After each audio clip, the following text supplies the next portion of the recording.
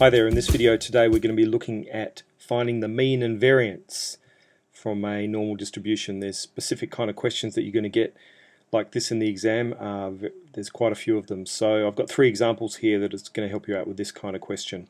In the last couple of presentations we looked at finding an area under the curve or a probability given all the information that we needed, so an x value given the mean and the variance. We then looked at finding an x value given the probability. That's called an inverse normal problem.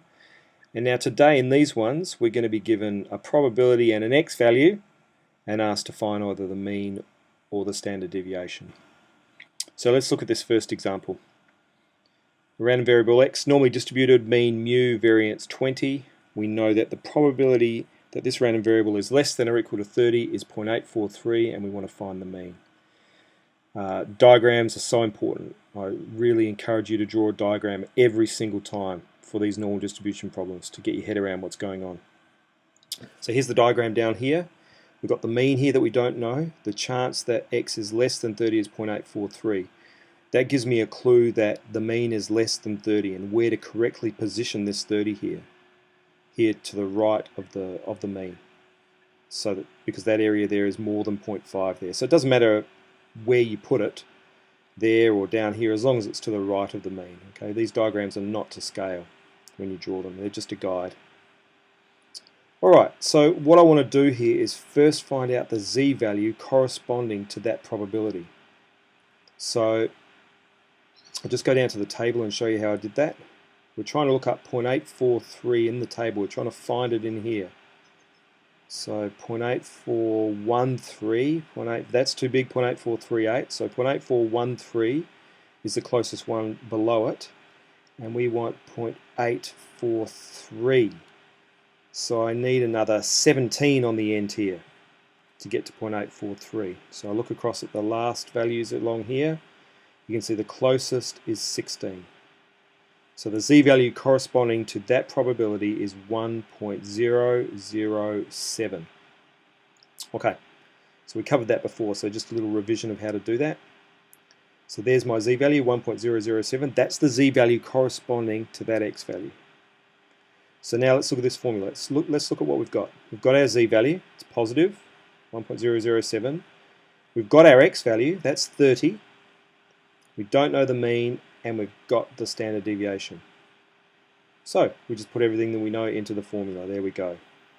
Remember, the variance is 20, so the standard deviation is the square root of the variance. So we just need to solve this equation to find the mean. I've multiplied both sides by root 20, then I've added mu to both sides and subtracted this from both sides to give me 25.5. And just have a look over at your diagram and see if that looks good. Yep, 25.5, less than 30. The answer makes sense. Done. You can also find very similar questions to this where you may be given the x value and the mean and asked to find the standard deviation. So the process is exactly the same. Solving the equation is slightly different, but it's a very similar kind of problem. This problem is modeled on a few exam questions that I've seen recently. A little bit different, they're definitely on this topic, but just a slight little change in the way that they've asked make this a lot trickier than the one that I've just done. So we've got the heights of Year 12 students represented by x, normally distributed, mean mu, standard deviation 1/15th mu. So there's a change here. Rather than give the value of the standard deviation, I'm just saying that it's 1/15th of whatever this value here is. And as last time, we've given that the probability x is greater than a certain value is 0.04. So what this says in words is the probability that a randomly chosen student is over 182 centimeters tall is 0.04, 4%. So 4% of the students in this sample or in this population are over 182 centimeters tall. So we want to find the mean. It always comes down to this formula here that we learned earlier. So write down this formula for this kind of problem and try and start looking at what do I have here. Have I got an x value? Right, what's my x value here? Yes, 182 is my x value. Have I got the mean? Well, I don't know that, but that's mu. Have I got the standard deviation? Well, that's 1/15th of mu. What's the z value? Okay, so we need to look up the z value here, guys. So we're saying the chance that x is greater than 182 is 0.04. Draw the diagram.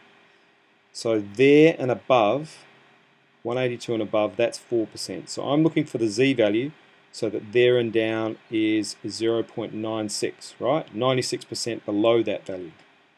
So if I go and look up the values of z, so that in the table you get 0.96, you'll find that the z-value is 1.751.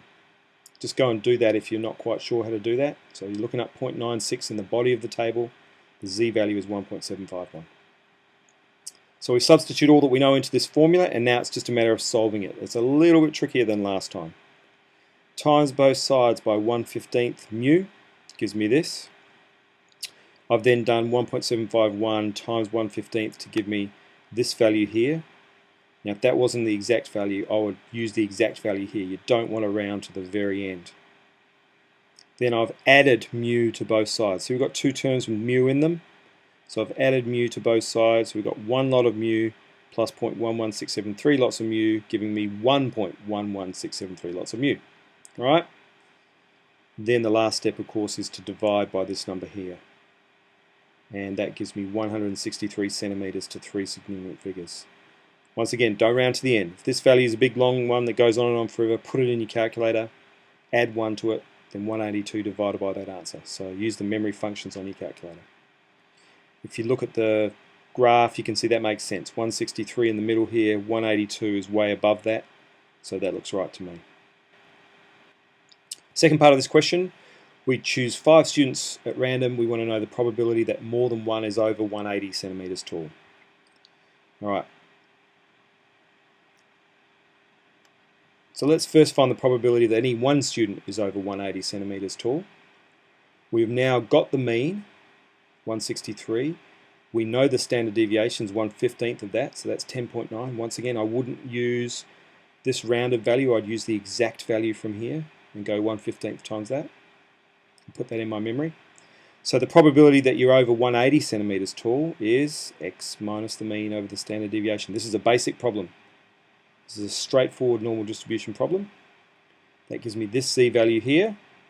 Round it to 3 sig figs. So if this is 1.56781 on your calculator, you'd want to write that 1.568. So you've got to get that right to 3 decimal places.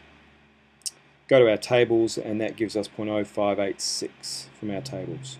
So close to 5.86, or around about 6% of the students are over 180 centimeters tall. Now, out of 5 students, we want to know what's the chance that more than one of them is over that tall. Well, this now switches to a binomial distribution problem. If y is the random variable for the number of students over 180 tall, this is binomial. Each person is either over 180 or not. Their heights are independent from each other. They don't influence each other. The probability is constant, this probability right here, and there's a fixed number of trials. There's 5 students. So this is binomial. The parameters are n equals 5 and p equals 0.0586. The probability worked out with the normal distribution. Okay, so a bit of revision on binomial here. The probability y is greater than 1. You could work out 2, 3, 4, or 5. Use the formula 4 times, or it's easier to say 1 minus the probability that we have 0 or 1 student over 180. So in that case, I'm only using the formula twice. So here I go, use the formula twice. You want to do all this on your calculator. Don't do any rounding early. Use the exact values here, which we've looked up from the table, so they're right. And that gives us 0.0305. Last and trickiest problem here. In this question, I'm going to give you 2 probabilities, and you're going to be asked to find both the mean and the standard deviation. So here we've got a situation where we're looking at a motorway, we're measuring the speed of drivers, lots and lots of cars, we've got lots of data. We know 24% of the vehicles clocked on the radar were going faster than 100 kilometers an hour. 4% of vehicles were traveling less than 90. And I want to know what's the mean and standard deviation of the speed. So you've got to be given 2 probabilities here. 2 probabilities and 2 x values. Alright, so here's my little diagram. On the diagram I should have, this is 100 here, and down here is 90. And I want to know what the mean is and what the standard deviation is. Draw the diagram, really helps. Okay, so let's work out the z values corresponding to these two x values. Let's start up here. I want to know the probability of getting over 24%. That means from there down must be 76%, 0.76. So I've got to look up 0.76 in the tables. It's too big. 0.7580 is the closest below it. I need another 20 on the end here to get to 0.76 exactly.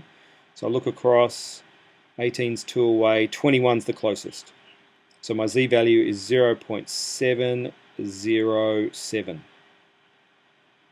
Okay, 0.707. So there's my first z value.